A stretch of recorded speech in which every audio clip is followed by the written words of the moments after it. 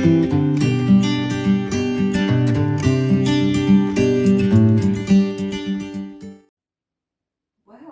helo a chroeso. Y penwythnos yma, mae Cristnogion yn dathlu Pentecost. Ydych chi wedi clywed pobl yn siarad am Pentecost? Yn y capel efallai, neu'r ysgol? Ond beth yw Pentecost?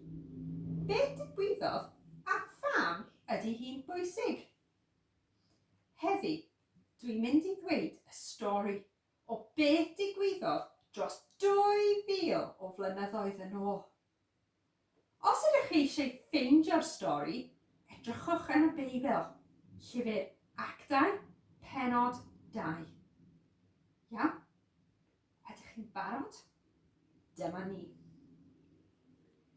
Un dydd, ar ôl i Iesu mynd nôl i'r nefoedd, dyma disgyblion i gyd gyda'i gilydd.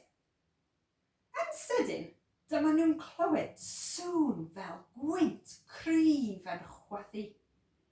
A dyma nhw'n gweld rhywbeth tebyg i fflamau tân yn dod i lawr ac yn gorffwys ar ben pob un ohonynt. Ond nid gwynt neu fflamau go iawn oedd e, ond yr ysbryd glân. Roedd Iesu wedi addo danfon yr ysbryd glân cyn iddo mynd nôl i'r nefoedd. Cafodd y disgyblion eu llenwi gyda'r ysbryd glân a dechreuon nhw'n siarad mewn ieithoedd gwahanol.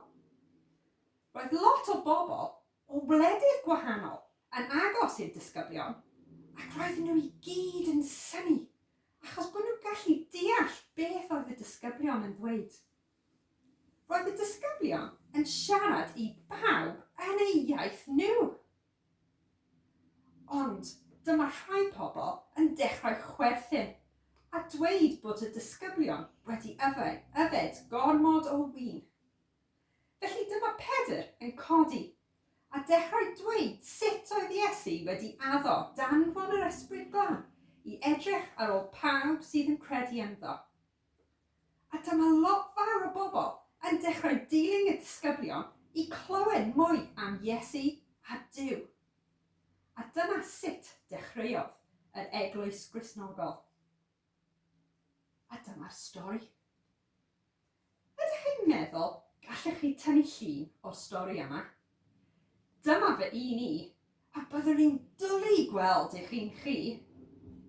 Wel, mae'n amser i ni fynd nawr, ond gobeithio byddwn ni'n weld chi cyn bo hir. Hwyl!